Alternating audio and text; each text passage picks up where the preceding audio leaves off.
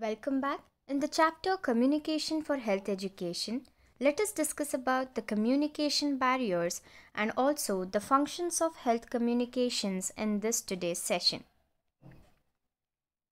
Communication barriers. Communication barriers. Uh, the health education will often fail because of these barriers between the educator and the community. Now we see that there is certain barrier, okay, between the educator and the community. Because of these barriers, the health communication fails. Now let us understand what are those barriers. We have four barriers. One is physiological barrier. In physiological barrier, it could be a difficulty in hearing. A good example is now the health education is being taught by your professor. You're sitting in the last bench, the last kid. So there's lots of disturbance in between. Some construction work is going on and there is road traffic and all that. So you cannot hear what the lecturer is teaching. This becomes a physiological barrier. There is a difficulty in hearing. Next, we have psychological barrier. Psychological barrier is the emotional disturbances. So we see that there's some. Let us consider this girl has some family issues. There are conflicts. Lots of things going on in the family. So she's subconsciously occupied with all of them. Emotional stress, anxiety, and all of disturbances, emotional disturbances, the stress, anxiety, and the neurosis, all of this will become the psychological barrier. Also the levels of intelligence, if there is a difference in the understanding, if there is comprehension difficulty, or there is a language barrier, all of that becomes the psychological barrier. Moving on, we have environmental barrier. In environmental, there is noise, invisibility, and congestion. Environmental barriers, we have noise and invisibility. Moving on to cultural barrier. In cultural barrier, we have illiteracy, the levels of knowledge and understanding of the people. Now, consider a rural area where the people are illiterate. Now you're going there and teaching them the pathophysiology, the clinical features, the risk factors, and all of that of a particular disease in the medical language. So, do you think these illiterate people will be able to understand what the teacher is teaching or what you're teaching?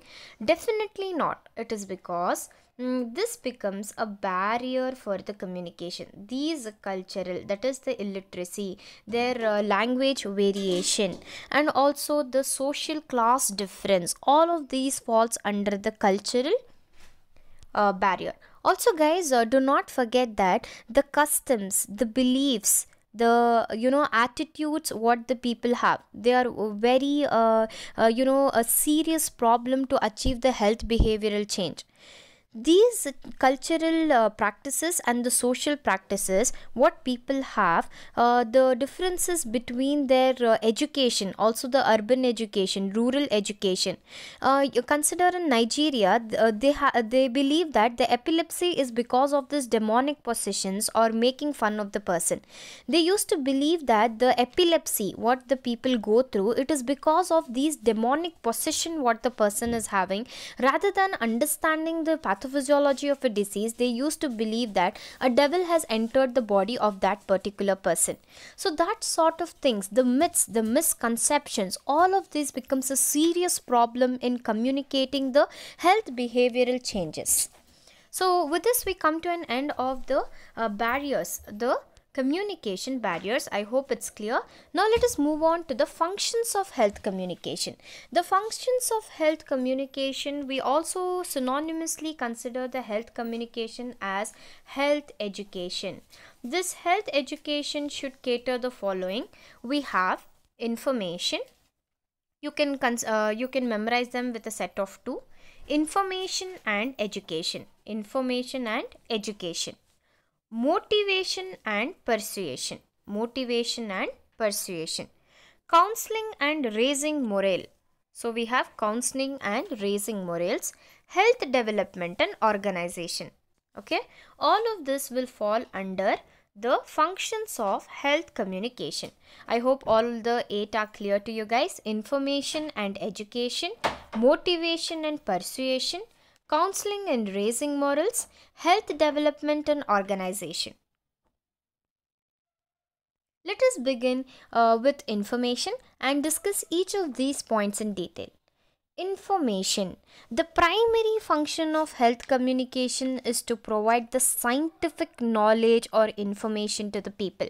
The primary function is what information you're providing to the people has to be authentic, it has to be scientific and correct. It should be scientific. The information should be scientific, which has been provided to the people about the health problems so that you can maintain and promote the health in the community. Also, the information should be easily accessible to the people, and exposure to this right kind of information will eliminate this social and psychological barriers of misconceptions, myths, prejudice what these people have. You know, right, initially how the medicine started, people used to believe that the disease is nothing but the anger of the god. This myth and misconception was there, wherein the people believe that disease was because God is angry with that person. That is how he's suffering with the disease. Nobody actually knew the scientific background of a disease. So we see that by providing the right scientific knowledge, you can eliminate this psychological barrier of misconception regarding the health matters. Also, it increases the awareness and influences the people. So we see that education, the right kind of information influences the people and increases the awareness. So we see that how is it influencing the people. Let us consider an example of contraceptives. So this in the rural areas where in the completely rural area where people do not have exposure about the contraceptive methods, it is an unfelt need because they don't know about contraceptive. It is unfelt need of that community. You held a camp, you educated them about the copper T, 380, multi-load 37, all of those you educated them, told them that it gives a 5 years of protection, 10 years of protection, one time motivation, and then once the insertion is done, protection is provided for all these couple of years. So when you educate them, when the awareness regarding this, when the correct information is given to them, then what happens? The unfelt need, they weren't aware, right? It was unfelt for them. Now it started becoming a felt need for many couples, and that felt need turned into a demand. So that is how the right kind of information can influence the people and convert the unfelt need into felt needs, and the felt needs can turn into demands. Moving on to education. Education, guys, education to the general public will become an integral part for preventing the disease problems. It is often assumed that the education can increase the knowledge, and the knowledge will determine the attitude, and attitude will in turn determine the behavior. So we see that knowledge, the increasing the knowledge of the people, you are determining their attitude, and the attitude will determine the behavior. Now let us understand this knowledge, attitude and behavior. How education increases knowledge, knowledge determines attitude, attitudes determine behavior. Corona. Let us take an example of corona. You educated the people about corona using this mass media like televisions, radios, mobile phones, newspapers and so on. So you gave the right knowledge and information and educated the people and increased their knowledge about corona, and it started determining their attitude. They started considering the problem of corona. They started changing their attitude. They felt they need to safeguard themselves and their family members, their loved ones, and they brought in their behavioral changes. They started using sanitizers, started being hygienic, and isolation. All of those started because of the right education which increased their knowledge, and this knowledge which determined their attitude. They had a positive attitude to prevent this problem, and then attitude itself determined the behavior of that person, so of that community. So by providing the right education, we were able to, you know, control such a big pandemic like corona. So by this, you know that health education can bring about the changes in the lifestyles, and the risk factors of the disease can also be eliminated. Most of this world's major health problems and also the premature deaths are preventable if there is a change in the human behavior which occurs at a very low cost. So we see that this education alone would not be sufficient enough to obtain the health. The target of population must have the assess regarding the preventive measures. We have to reach the target population and also educate them regarding the preventable measures. Only then we can achieve the, you know, health in the community. Now we are moving on to motivation. Motivation, guys, one of the goals of health communication is to motivate the individuals to translate the health information into their personal behavior and lifestyle of their own. Like we discussed about the contraceptives, you are motivating one time motivation. Now a woman has admitted, we know that post delivery is the best time. Post delivery, that 1 week stay of that woman, during that time when you motivate the women to take a contraceptive, you are then that's the best time. So we see that when you motivate the individuals to translate the health information into their personal behavior and lifestyle, then it becomes motivation. Also, you can consider an example of obesity where there is a risk of cardiovascular diseases. Now the information regarding the obesity, that is to avoid the fatty food and then increase the physical exercise. Oily fatty food has to be avoided, increase the physical exercise, and avoid smoking and alcohol. By this, what happens when you provide all of this information, then this person follows all of this. He starts exercising, quits smoking.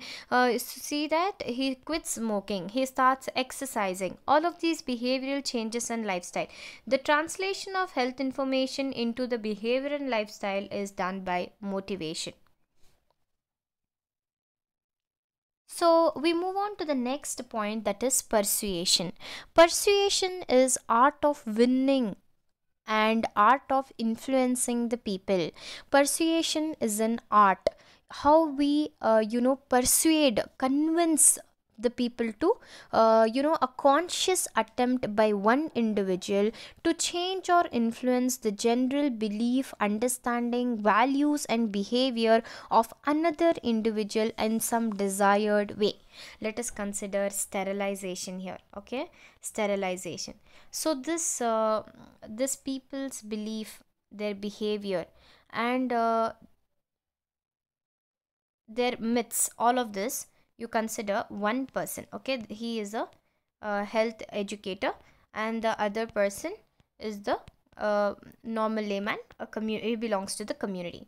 Now a conscious attempt is made by this asha worker. Okay, a conscious attempt is made by one individual to change the belief and behavior of other individual in a desired way. Okay, then it is known as persuasion, and it is a conscious attempt what one individual is making.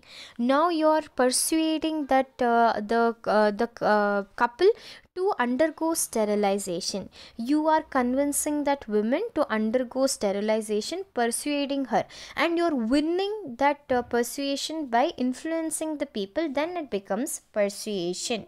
You are changing that individual's behavior or her understanding and her belief, influencing what you want in a desired way in the other person. Then it becomes persuasion. Moving on to counseling. Counseling will do it in the last. We have raising morale.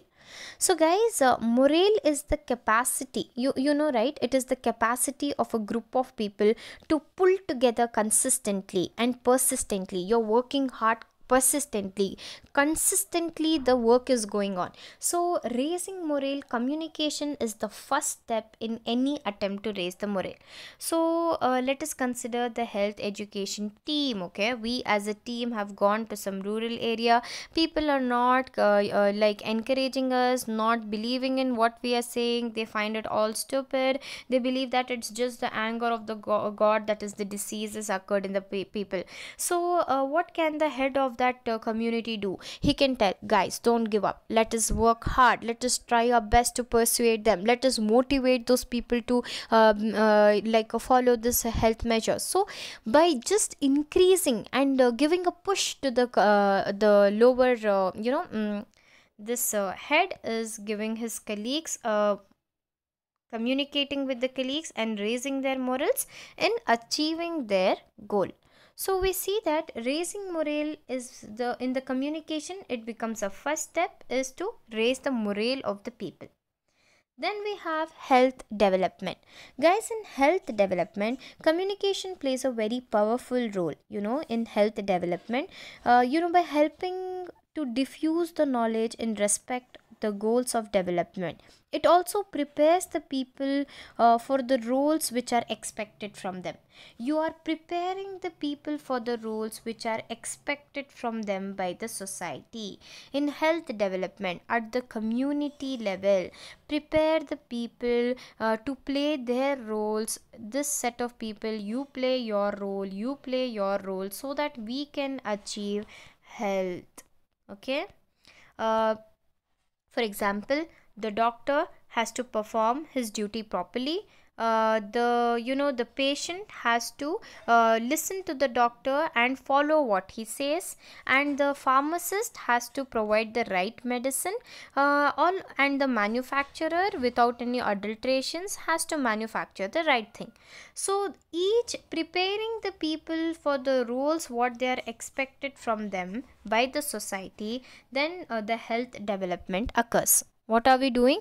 We are diffusing the knowledge in respect of goals of development. What is our goal? Our goal is to develop and prepare the people to play their role as it is expected from them.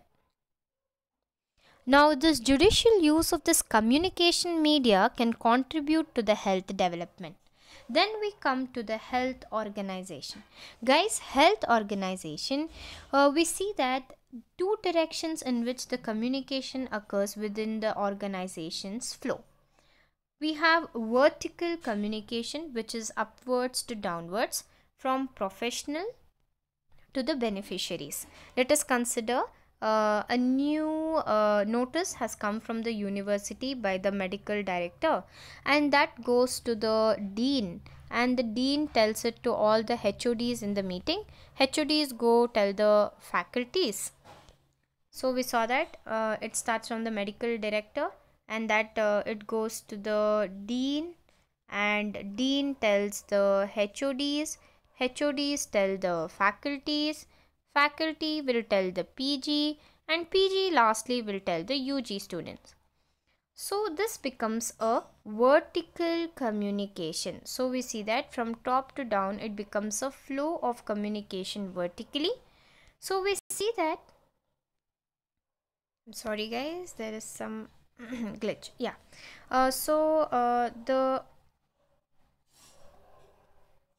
Let us present. So we were seeing, oh, I'm so sorry.